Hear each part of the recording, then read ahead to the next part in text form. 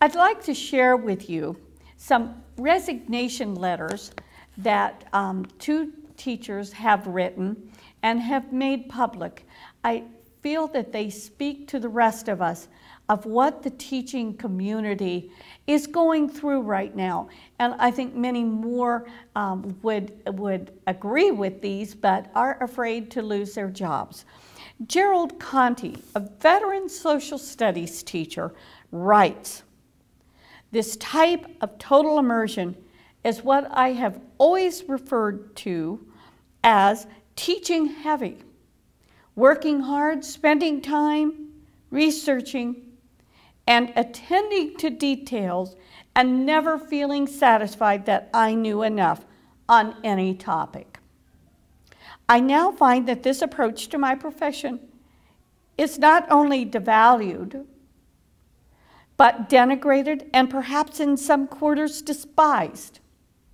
STEM rules the day, and data-driven education seeks only conformity, standardization, testing, and a zombie-like adherence to the shallow and generic Common Core, along with a lockstep of oversimplified so-called essential learnings, creativity, academic freedom, teacher autonomy, experimentation, and innovation are being stifled in a misguided effort to fix what is not broken in our system of public education, and particularly not at West Hill. My profession is being demeaned by a pervasive atmosphere of distrust, dictating that the teachers cannot be permitted to develop and administer their own quizzes and tests, now titled as generic assessments, or grade their own students' examinations. The development of plans, choice of lessons, and the materials to be employed are increasingly expected to be common to all teachers in a given subject. This approach not only strangles creativity, it smothers the development of critical thinking in our students and assumes a one-size-fits-all mentality more appropriate to the assembly line than to the classroom." So says and writes Gerald Conti, a veteran social studies teacher.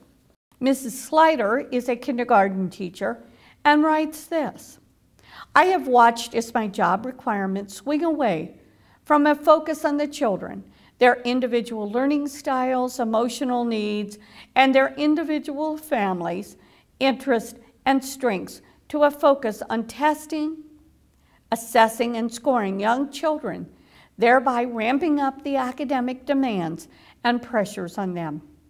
Each year, I've been required to spend more time attending classes and workshops to learn about new academic demands that smack of first and second grade, instead of kindergarten and pre-K. I have needed to schedule and attend more and more meetings about increasingly extreme behaviors and emotional needs of children in my classroom. I recognize many of these behaviors are the children shouting out to the adults in their world, 'I can't do this. Look at me, know me, help me, see me.' I have changed my practice over the years to allow the necessary time and focus for all the demands coming from above. Each year, there are more. Each year, I have less and less time to teach the children I love in the way I know best and in the way child development experts recommend. I reached the place last year where I began to feel I was part of a broken system that was causing damage to those very children I was there to serve. I am trying to survive in a community of colleagues who were struggling to do the same, to adapt and survive, to continue to hold on to what we could, and to affirm what we believe to be quality teaching for an early childhood classroom. I began to feel a deep sense of loss of integrity. I felt my spirit, my passion as a teacher, slip away. I felt anger rise inside me. I felt I needed to survive by looking elsewhere and leaving the community I love so dearly. I did not feel I was leaving my job. I felt then and feel now my job has left me. I hope that by sharing these letters, I've indicated to you, given you a sense of the top-down nature of Common Core. It is no longer a local decision about what the children are taught, when they're taught, how they're taught. It comes from the top down. And these teachers indicate that they have no choice now about what is being taught in the classroom. Now, many classrooms and teachers may say, well, I still have my choice. I still can tailor my curriculum, my teaching to the children in my classroom. We are seeing it more and more.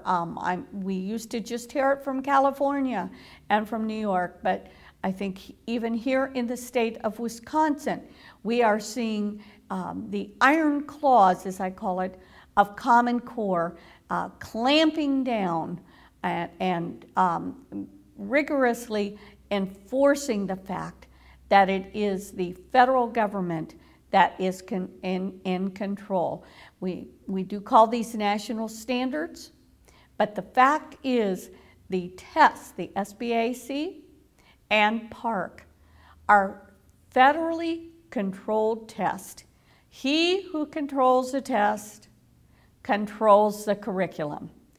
And the writers and those who are in charge of implementing Common Core have no tolerance for anybody who will not fit their one-size-fits-all education.